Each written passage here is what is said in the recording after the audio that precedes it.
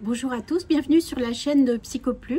Aujourd'hui, épisode un peu particulier, je suis en extérieur, parce qu'en vacances.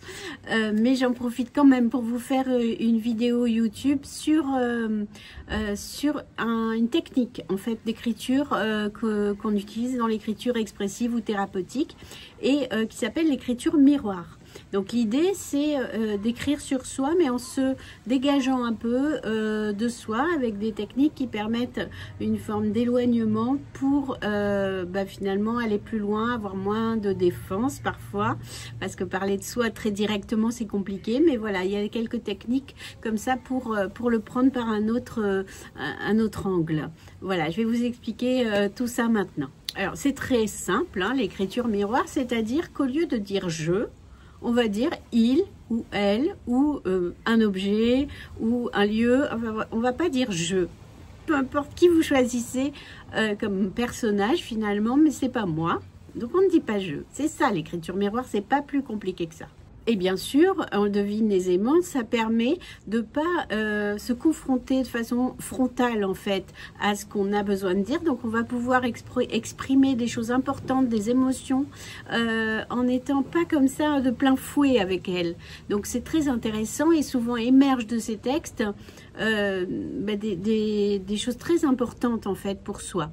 Donc tout d'abord, bien sûr, donc comme je l'ai dit là, on se protège émotionnellement, on est moins en prise directe avec l'émotion, on se sent protégé, ça respecte nos mécanismes de défense et on peut se laisser aller davantage à écrire ce qui a besoin de s'écrire.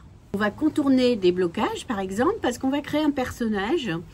Donc, on va créer un vrai personnage. Donc, voilà, on construit, par exemple, une femme qui est blonde, qui habite près d'une rivière, ou je ne sais quoi. On construit un personnage. Et donc, ça permet de détourner des blocages, puisque ce n'est plus nous. On peut s'autoriser à dire tout un tas de choses sur ce personnage.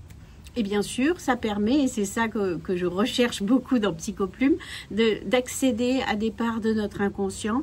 C'est-à-dire qu'on va se laisser aller et du coup, il y a des métaphores qui vont émerger, il y a des images, il y a des choses comme ça qui viennent de notre inconscient qui vont pouvoir être là sous nos yeux dans ce mouvement d'écriture. Donc finalement, l'écriture miroir, avec ce joli nom, avec le miroir et tout son symbole, nous permet d'écrire sur soi, d'écrire sur soi et d'autoriser finalement notre plume à écrire plus qu'elle ne voudrait, par quelques petits pièges comme ça, où on se détourne de soi pour mieux y revenir.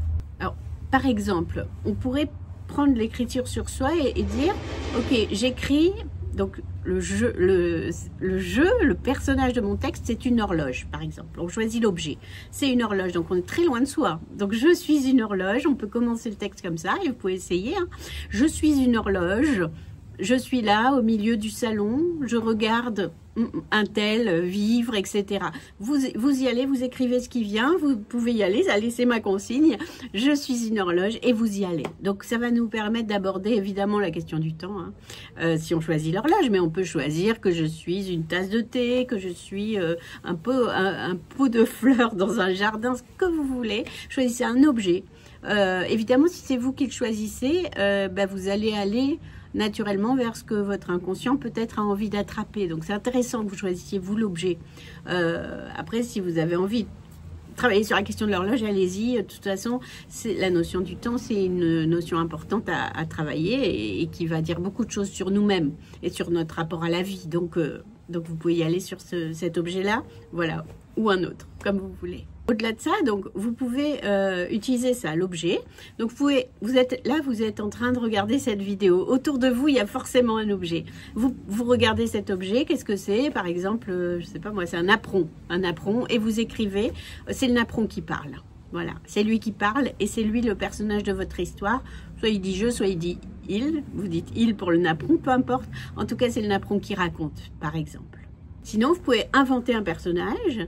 Il vit ce que vous vivez vous. Il vit votre vie, mais vous le mettez ailleurs. Par exemple, vous le mettez à la mer, au bord de mer. Il est au bord de mer, si vous y êtes pas. Il est au bord de mer et il vit votre vie, mais il est au bord de mer. Et vous écrivez un texte et vous voyez ce qui émerge. Sinon, vous pouvez écrire aussi un dialogue entre la part de vous qui veut avancer, par exemple, et la part de vous qui veut pas avancer. Donc là aussi, on a deux personnages. Alors, c'est quand même vous, mais on est quand même sur quelque chose du miroir parce que on imagine que vous êtes deux personnages. Donc vraiment, c'est vraiment l'idée, c'est se décaler de soi hein, pour finalement mieux y revenir grâce au texte qui va émerger. Donc vraiment, bah, je vous invite hein, à essayer l'une de ces trois options et vous pouvez tout à fait me dire en commentaire ouais, si vous avez été surpris par ce qui a émergé ou pas. Est-ce que c'est venu travailler certaines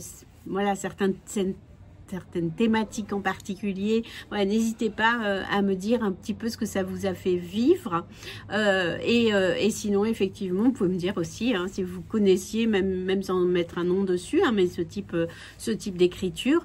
Voilà, je suis ravie de vous retrouver très bientôt sur la chaîne. Si vous voulez ne rater aucune vidéo, abonnez-vous et si vous voulez soutenir mon travail aussi, ça aide beaucoup. Donc voilà, je vous retrouve très bientôt.